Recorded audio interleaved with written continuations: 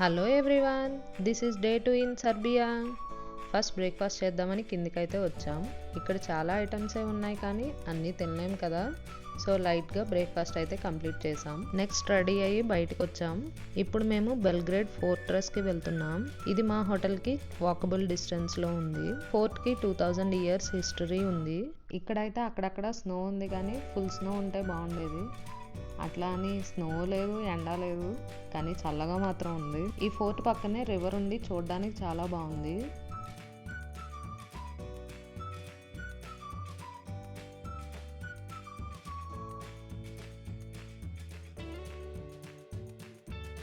Fortress లోపల పిల్లలు ఆడుకోవడానికి డైనోసార్ పార్క్ కూడా ఉంది.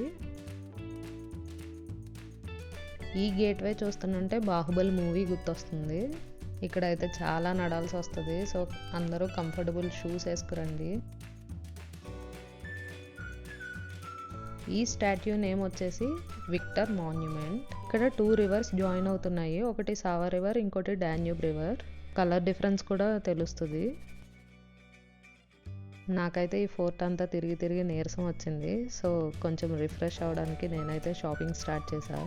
షాప్లో అయితే అన్నీ హ్యాండ్మేడ్ ఐటమ్సే ఉన్నాయి. ఐటమ్స్ అన్నీ చాలా బాగున్నాయి కానీ బిట్ ఎక్స్పెన్సివ్.